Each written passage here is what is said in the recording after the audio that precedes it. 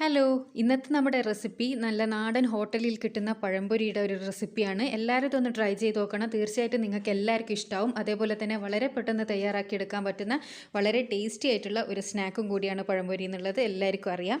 അപ്പോൾ എങ്ങനെ ഇത് തയ്യാറാക്കുക എന്നുള്ളത് നമുക്ക് വീഡിയോ കാണാം. ആദ്യം തന്നെ ഒരു ബൗളിലേക്ക് 1 കപ്പ് മൈദപ്പൊടി എടുക്കുക. 1 കപ്പ് മൈദപ്പൊടിക്ക് നമ്മൾ 1/2 കപ്പ് ഗോതമ്പ് പൊടി എടുക്കുക.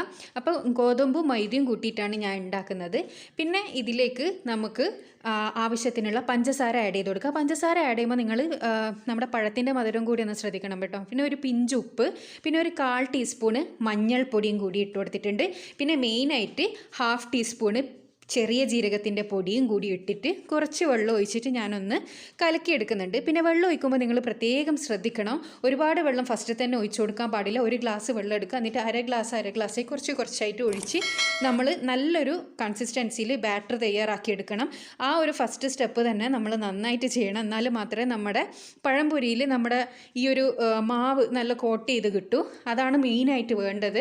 അപ്പോൾ ഒരുപാട് വെള്ളം ഫസ്റ്റ് തന്നെ ഒഴിക്കരുത്. കുറച്ച് ഒഴിച്ചിട്ട് അധികം ലൂസും അധികം ടൈറ്റും അല്ലാത്ത പരുവത്തിൽ നമ്മൾ തയ്യാറാക്കിയെടുക്കണം. പിന്നെ വേറൊരു കാര്യം, എടുക്കുന്ന വെള്ളം നമ്മൾ ഇളം ചൂടുള്ള വെള്ളം എടുക്കണം കേട്ടോ. അപ്പോൾ ഇതാണ് നമ്മുടെ കൺസിസ്റ്റൻസി എന്ന് പറയുന്നത്. അധികം ലൂസും അല്ല, നല്ല ടൈറ്റും അല്ല. ഈ ഒരു രൂപത്തിൽ മാറ്റി വെക്കാം. ഇനി ഞാൻ 2 പഴം എടുത്ത് വെച്ചിട്ടുണ്ട്. നിങ്ങൾക്ക് വേണമെങ്കിൽ ഈ ഒരു വലിയ പഴം ഇങ്ങനെ 2ആയിട്ട് കട്ട് ചെയ്യാതെ തന്നെ നീളത്തിൽ കട്ട് ചെയ്തെടുക്കാം.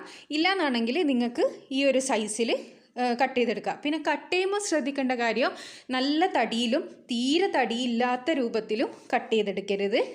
ഇത് എന്താ പറയുക, കട്ട് ചെയ്യുന്നതിലും നമുക്കൊരു ഇതുണ്ട് പഴംപൊരിക്ക്. അതായത് നല്ല കട്ടിയിലുണ്ടാകുമ്പോൾ കഴിക്കാൻ ടേസ്റ്റ് ഉണ്ടാവില്ല.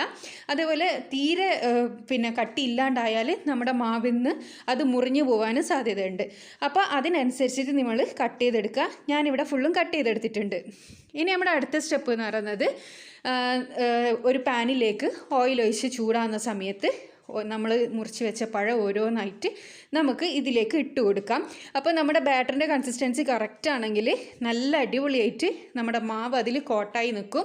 അപ്പോൾ ഞാനിതാ എല്ലാം ഇട്ട് കൊടുത്തിട്ടുണ്ട്. അപ്പോൾ മീഡിയം ടു ലോ ഫ്ലെയിമിൽ ഇട്ട് കൊടുക്കണം കേട്ടോ. എന്നാൽ മാത്രമാണ് നന്നായിട്ട് ഇത് ഒന്ന് മൊരിഞ്ഞ് കിട്ടും. അപ്പോൾ മീഡിയം ടു ലോ ഫ്ലെയിമിൽ ഒരു 5 മിനിറ്റ് വെക്കാം. അപ്പോൾ 5 മിനിറ്റിന് ശേഷം നമുക്കിത് ഓരോന്നായിട്ട് തിരിച്ചിട്ട് കൊടുക്കുക. അതായത് നമ്മൾ മഞ്ഞൾപ്പൊടി ഇട്ടുകൊണ്ട് തന്നെ ഒരു നല്ലൊരു കളർ ഉണ്ടാവും. അത് ജസ്റ്റ് ഒരു ബ്രൗൺ കളറായി വരുന്ന സമയത്ത് നമുക്ക് തിരിച്ചിട്ട് കൊടുക്കാം. ഈ ഒരു ഭാഗം കൂടിയും ഒരു 5 മിനിറ്റ് ഒന്നായാൽ നമുക്കിത് ഓയിൽ നിന്ന് കോരാവുന്നതേ ഉള്ളൂ. അപ്പോൾ ഇതിൽ മെയിനായിട്ട് ചെറിയ ചൂടുള്ള വെള്ളം, പിന്നെ ചെറിയ ജീരകം, ഇതാണ് നല്ല ടേസ്റ്റ് കൊടുക്കുന്നത്.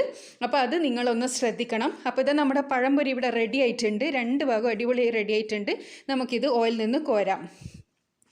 അപ്പോൾ ഇതാ നമ്മുടെ പഴംപൊരി ഞാൻ ഒരു പ്ലേറ്റിലേക്ക് സെർവ് ചെയ്തെടുത്തിട്ടുണ്ട്. ഇതെല്ലാവരും ഒന്ന് ട്രൈ ചെയ്ത് നോക്കണം.